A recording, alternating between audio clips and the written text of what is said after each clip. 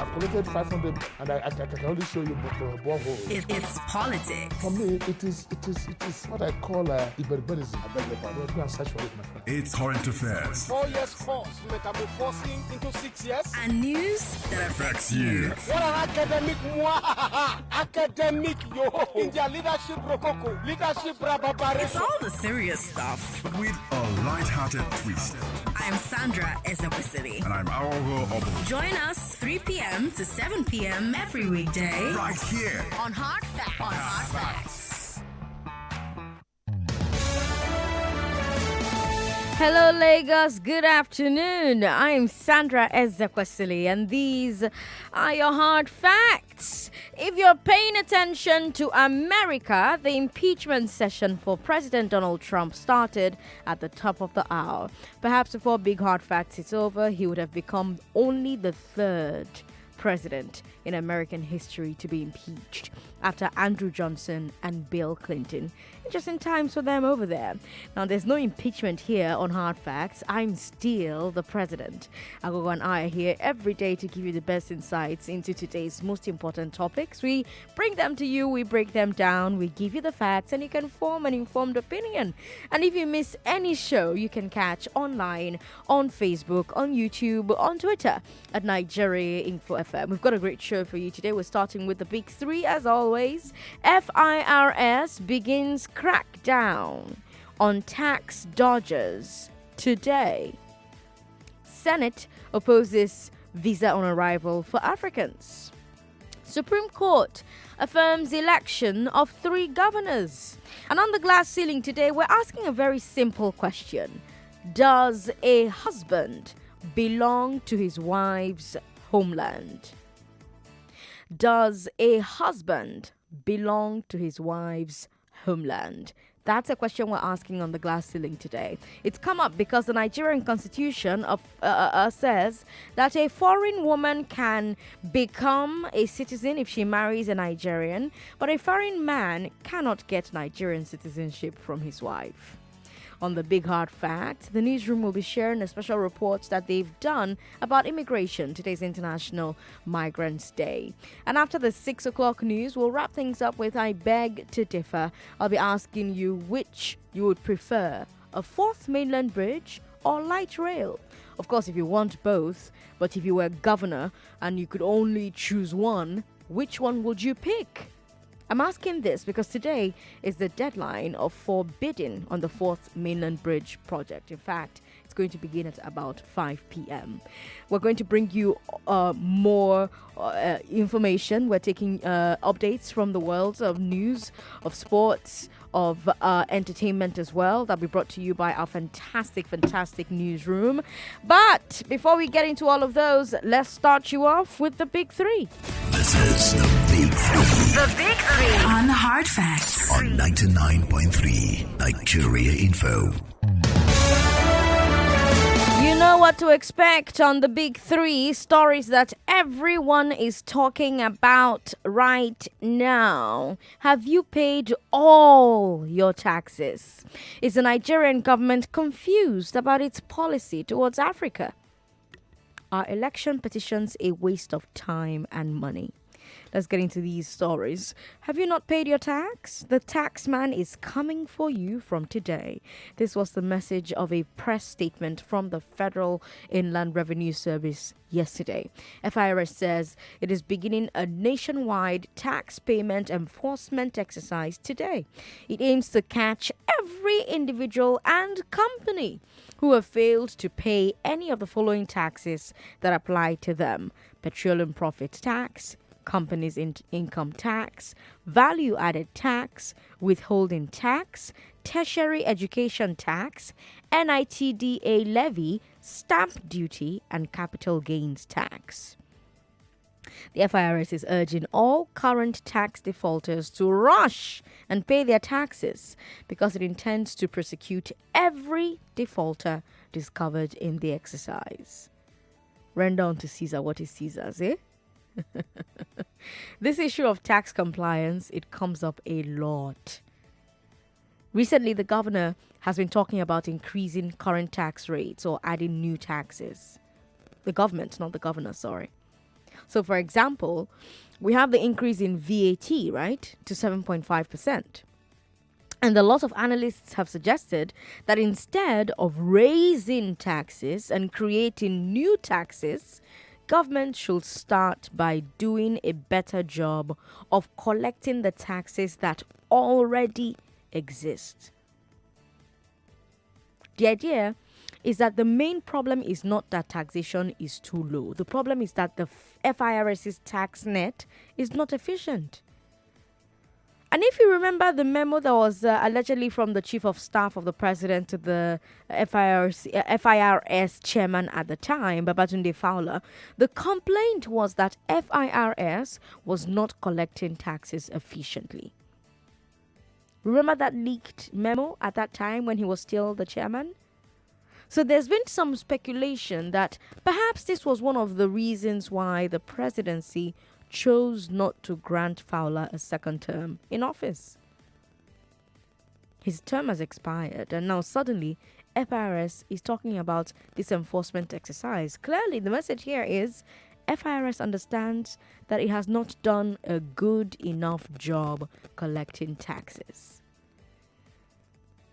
But many Nigerians, especially individuals, often complain that they have no clear idea about the types of taxes that they are meant to pay and how much they owe.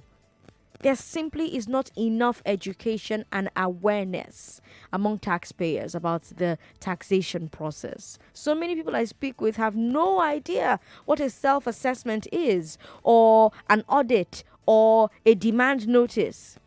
So I wouldn't be surprised to hear that there are a lot of Nigerians owing taxes that they have no idea about. Now, you also have those who are willful defaulters. There are those, of course, who simply refuse to pay their tax. Some say things like, I don't want to pay tax because government is not working. And the usual answer to them is, how can government work when you won't pay the taxes that they need for their work? We've talked about this as well here on the Big Three before. Which comes first, the chicken or the egg? So please let me know. Have you paid your taxes? Do you know the taxes that you're meant to pay? Do you think this enforcement exercise will be effective? 01277 0993, 01277 1993, 01277 2993, 01277 3993. Have you paid your taxes? Do you know the taxes that you are meant to pay? Do you think this enforcement exercise is going to be effective? Again, the numbers are 01277 1993, 2993, 3993, 0993. Stay right here on the Big Three on 99.3 Nigeria Info.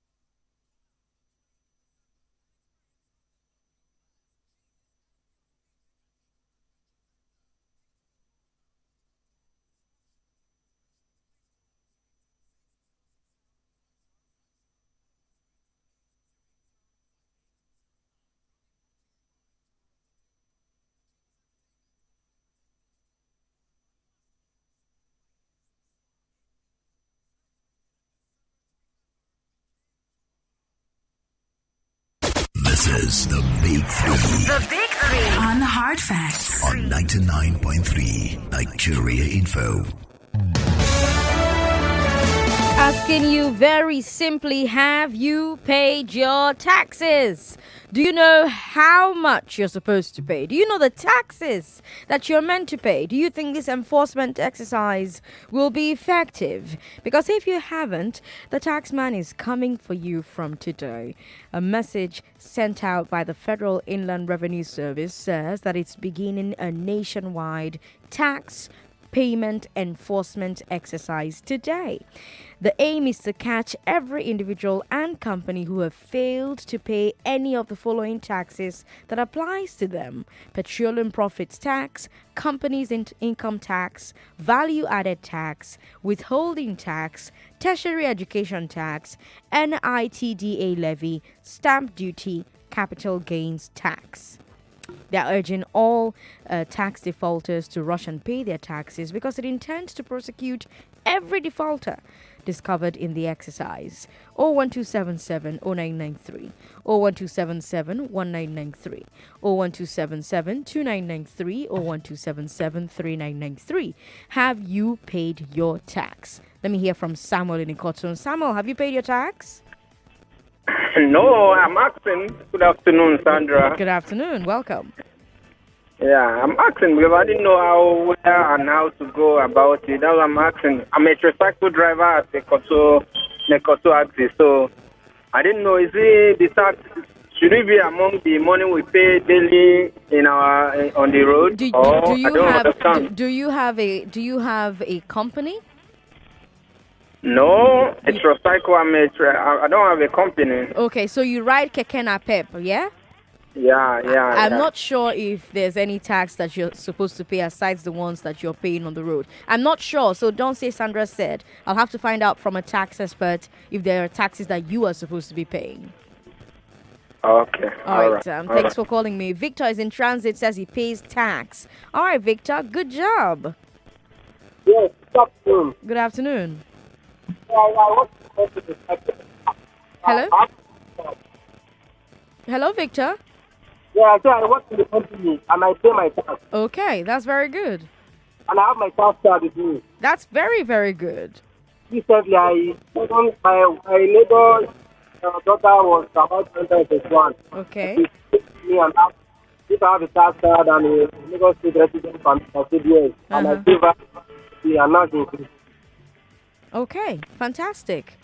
All right, good job, Victor. Thanks for calling to share that information with me. Ademola is at Chevron. Ademola says he pays his personal income tax. Good, Ademola. Thanks for calling. Good afternoon, please. How are you doing? Very well. Good afternoon. Yes. As I said earlier on, I was telling your colleagues that the problem of tax in Nigeria is not complexity, but the people that are concerned about what the tax is being used for. For example, hello? Yes, I can hear you. Go ahead. Yes, a government budgeted 48 billion naira for education and budgeted 37 billion for the complex. For renovation, exactly. Our tax is being used to build, to buy cars for government officials, and it's not being reflected in justice and co. So I think government also needs to change the narrative by ensuring that the money goes to where, because if I bring much money home now and the money is not being used the right way, I want to be very bold to be asking for more. That's right. But if I see what he's doing with the money, then who is to ask me? People want to pay their tax. But if my money is going to be used to fly for class, used to treat government officers in US and co, and why you if our hospitals in poor shape, the money is going to be used to do some other things that are not very healthy. Then people payment, people willing to pay will be dampened. I would just feel that really dumb. I pay because I have to pay, but I'm not happy to pay. All right, Ademola, thanks for calling and thanks for paying your tax. And actually, now that you're paying your tax, you actually have strong mouth to ask government question, because you are actually one of the people whose monies is being used for things that don't make sense. Sunday Nebado says that whenever he pays his tax, he never gets a receipt. That's an interesting complaint, Sunday. Yeah. Where do you pay your tax, and why don't you get a receipt Sunday? They said that I paid 2,000 naira as the tax. Then start from 7,000 naira above and collect the receipt. But when I pay the trade permit, I'll collect my receipt. It's only the tax. That's not so. That's who do you pay the tax to? To local government officials. And local government officials, no. Why are you paying to local government officials? Why are you not paying to LIRS or FIRS? That's the people that come to me in the shop. Oh, I see. Local government themselves come to you in the shop to collect. Yes. I see. I think for every payment you make, you're supposed to get a receipt because that's the only proof you have that you have made any payment. I'm from 7,000 naira above, so I have receipt. No, but for anything at all. So, for instance, Sunday, if you go into any shop now and you buy something of 500 naira, I'm talking about the big shops, right? You buy only sweet of 50 naira, they'll give you receipt for that 50 naira sweet. So if someone is taking your 2,000 naira and is not giving you receipt, something fishy may be going on. I'm not sure, so I'm not speaking authoritatively, but something fishy may be going on if somebody is taking your money and not giving you receipt. What am I supposed to do now? That's a good question. I'm going to find out what you should do and I'll let you know. Okay, Sunday, keep listening to Nigeria Info. Thank you so much for calling. Dimeji is at Lagos Island, says he pays his tax. All right, Dimeji. Yeah, I do pay my tax. How are you there? I'm very well. But it's not as if I'm inspired. Okay. I'm going to put a damper on it. The previous administration spent billions on bus stops. This a marketplace now. The same previous administration spent billions on barriers, to create sanity around the Lagos atmosphere. Those barriers are being barricaded, destroyed.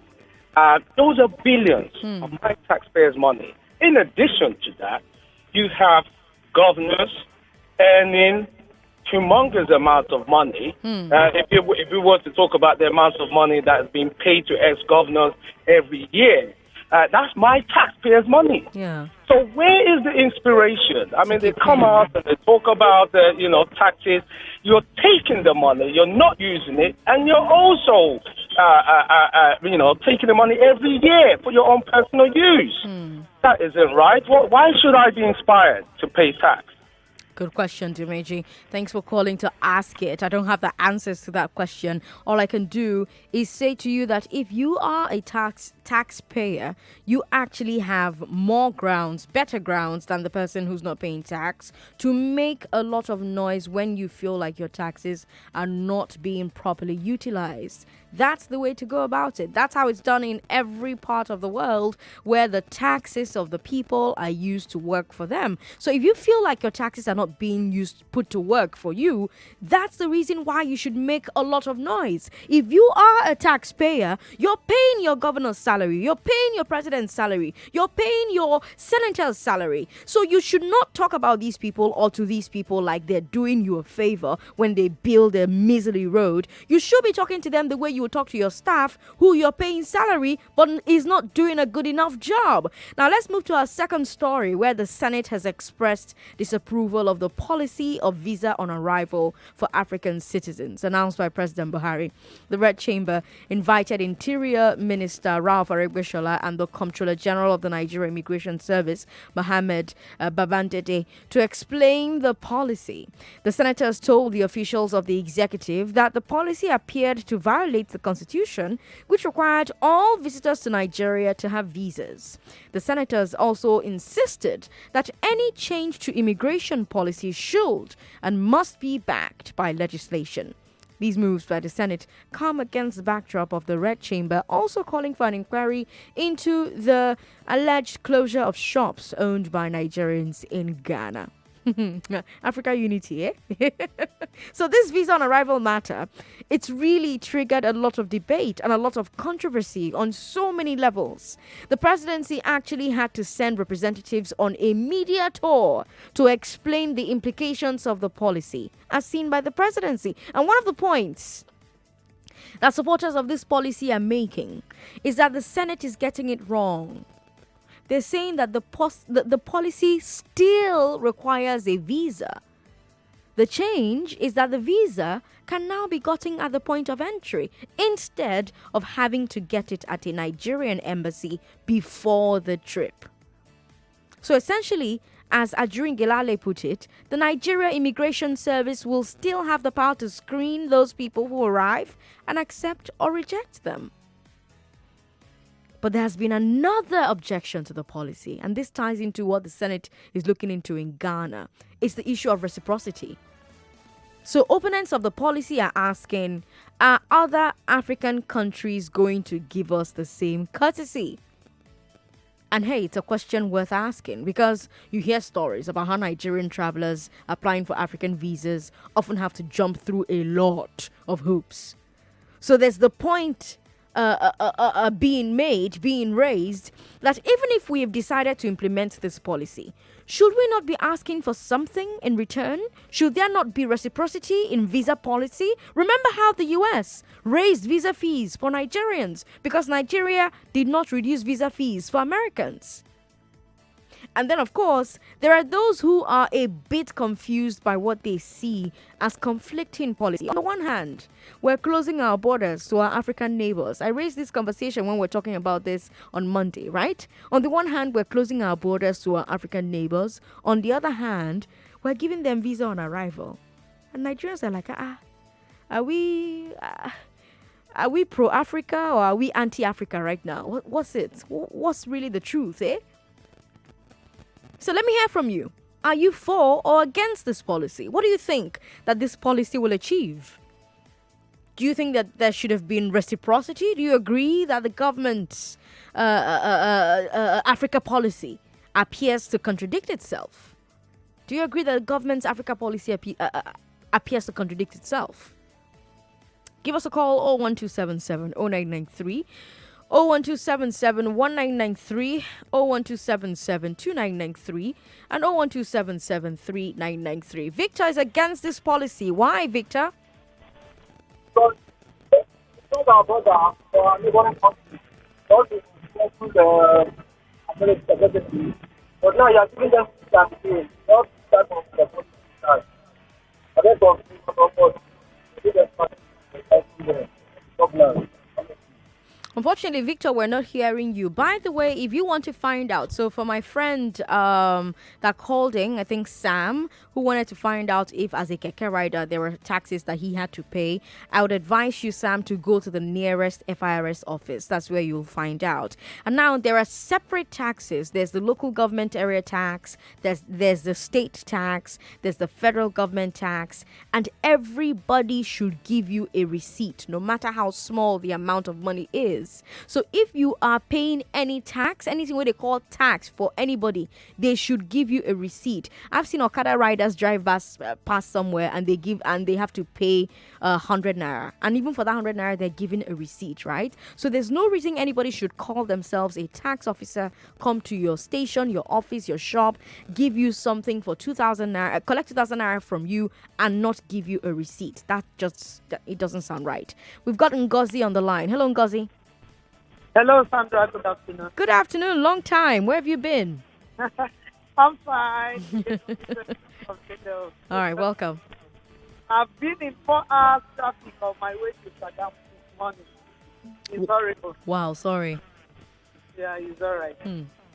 Speaking about the income tax, actually left for me as a person, I wouldn't want to pay.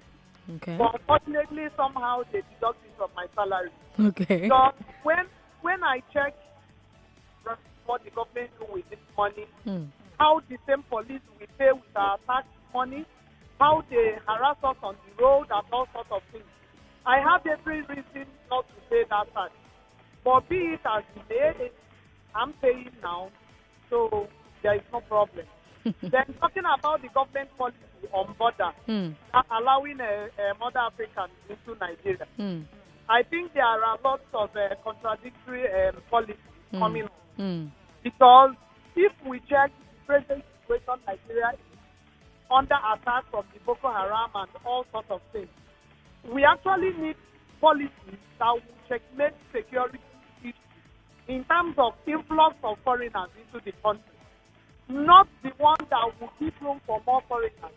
If you check Lagos presently, for instance, Sandra, can go and do simple and maybe analysis around, discover most of these guys, these bike riders, they are from Niger. They are not even Nigerians. They are not even the real outsiders. I see. They are from Niger, and they are causing a whole lot of havoc in the country already. So I don't know what we want to achieve with this policy. For foreigners to come in. Ngozi, thanks for calling. Don't forget, we're giving everybody 1 minute 30 seconds, and Ngozi just perfectly timed herself. Christopher is against this policy. Why, Christopher? Good afternoon. Yeah, for me, you are a live president. Nobody will beat you. Thank you, Christopher. Yeah. Visa on arrival. Yeah. For example, at the airport, right? Mm-hmm. That's where they will get the visa, right? Yes. Then people will queue up. What about the traffic? There must be traffic, right? Okay. People who want to get visa. Okay. And at the border, they close border, but people will still pass, right? Okay. And they will queue up. Like what the senators are saying. They're supposed to know about this. The president can't just go there on his own. Is this a legislative order, or which order that president has the power? Is that what he used? Executive order. No, he just made an announcement. What? He just announced it. It wasn't an executive order. Oh my God. How can this happen? Look at what is going on in Ghana now with Nigerian trade. You know, like the Senator Ifanyoba raised that issue there. Yeah. So please, they better go and explain. The Arebe Shola guy and the Sanin Dede, Abibabande, you call them. Yes, immigration boss. Let them go and explain and sort this thing out. All because right. if you get to the airport now, you will see crowd who want to get the visa on arrival. Well, that's Thank what you, happens President. everywhere else. Christopher, thanks for calling. In most other countries where you get visa on arrival, if there's a lot of people who come in on the same day, there's going to be a crowd. It's part of the process of traveling, and the crowd is for a few hours, and then you get your stuff done, and you're well on your way. But I don't know if crowd is a good enough reason to not give visas on arrival. Dimeji, you're for this policy? I am for visa arrival. Okay. I don't see anything wrong with it. It's still the situation as it stands now. Other thing is that you just have to get your visa when you come into the country. Yeah. It doesn't mean free for all. Those who think it's free for all, it isn't. It just means that you stop when you go to embassies anywhere in other parts of the world, and Nigerian embassies, it can be a chaos. So I hope that they do reduce the waiting time Number and of stuff. people. That's what it just does. Exactly. It doesn't mean that people have a free. I go to other countries and visa on arrival, and it's straightforward. If you have criminal records, they will know. I mean, I hope Nigeria does have those things in place as well, where it's just not open. But it means nothing. And for the Senate to be, debating this, thinking it's free for all, it isn't. Perhaps they just don't understand what it means. What it means. Here's my contribution for the day. Thank you, Dimeji. Good evening. Our final story, we have Supreme Court victories for 3 governors. Sheyi Makinde of Oyo, Nasser El-Rufai of Kaduna, Abdullahi Sule of Nasarawa. The Supreme Court affirmed the election of 3 of them. All 3 men had been elected during the general elections earlier this year, but had their elections challenged by their runners-up. The appeal court actually overturned Makinde's election, but today the Supreme Court restored his mandate. I don't think there are any surprises here at all. I mean, I don't think most Nigerians are surprised. The number of times the Supreme Court actually sent a governor packing are very few. And of course, the apex court has never overturned a presidential election result. In recent times, the Supreme Court has been very conservative when it comes to cases like this. In the mid-2000s, you seem to have a court that overturned more elections, right? So, for example, in 2007, it kicked Osumbo, I don't know how to say the name, out of the Edo government house, and he put in Oshomole. Yes, it also removed Omehia in Rivers State and installed Amechi. Then, of course, we had the cases involving Peter Obi. Yeah, But these days, Supreme Court judgments in guber election cases have become fairly routine. Some analysts have even said that this is because INEC is no longer awarding elections to governors who have blatantly rigged their elections. But others will say that it simply means that governors and winning candidates have simply gotten better at covering their tracks when it comes to how elections are allegedly rigged. Now, there are some analysts who say that governorship elections petitions are a waste of the Supreme Court's time. They suggest that these petitions should end at the appeal court level, just like National Assembly seat petitions, so that only presidential election petitions will get to the Supreme Court. These people say that Supreme Court congestion is one of the reasons why this should not be happening. Petitions about who won a governorship election should not get to the the Supreme Court. And I wonder if you agree. Do you think governorship election petitions should still be sent all the way to the Supreme Court, or should they stop at the appeal court? Why do you think the Supreme Court is overturning fewer elections these days than it did in the past? And yes, when you call, you can still talk about the first two stories. So on the Big Three today, we've mentioned that tax defaulters are going to be dragged by FIRS. Dragged is, when people come for you. So FIRS is coming for tax dodgers. It starts today. I also told you that the Senate is opposing the visa on arrival for Africans. And Supreme Court has affirmed the election of 3 governors. Which of these stories do you want to talk about? Do you think governorship election petitions should still be sent all the way to the Supreme Court? Are they a waste of our time and money? Have you paid all your taxes? And is the Nigerian government confused about the policy towards Africa? If you think about the fact that on the one hand, our land borders are closed, but on the other hand, we're giving visas to Africans on arrival. While, by the way, not asking Africans to give us the same thing when we arrive in their countries. Hello. Hello. Good afternoon. Good afternoon. Thanks for calling. This is Kende, KOA. Welcome, Kende. You've got 1 minute and 30 seconds. Okay. On the tax issues, I guess you should be asking my employers if my tax has been paid. According to my pay slip, yes, it's been paid. Oh, good. Yeah. When I'm now looking at the travel thing, I'm saying the president keeps doing the same thing. He announces policies when he's out of the country. He doesn't discuss with people who should know before. That's why the Senate and the House of Rep are practically investigating now what's going on. I do not think we're ready for it. The customs at the airport, have you seen them? Beggy, quote unquote. It's ridiculous. You are doing, on one hand, land borders, you are saying, do not come in with your goods, and then you're going to the airport and you're making it free for all, so to say, quote and unquote. In terms of electoral petitions, our elections have not been free and fair. Let's be honest. I don't have any facts, but let's be honest. I see what goes on. And it's now a case of who did it best. Yeah. Let the person be there. And it's sad. It's sad. We need more than this. Thank you so much. Thank you so much for calling me. I'm out of time, unfortunately, so I cannot talk to Chris in Ogombo. Chris, thank you so much for trying to call into the show. Perhaps you stay and listen to me talk about the possibility of Nigerian men coming from the hometowns of their wives. That's what we're going to talk about today on The Glass Ceiling. Does a husband belong to his wife's homeland?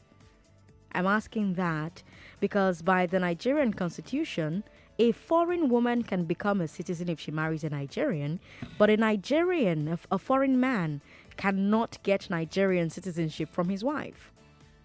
A foreign man cannot get Nigerian citizenship from his wife. So, does the husband belong to his wife's homeland? Let's talk about that next. Hard facts. We'll be right back.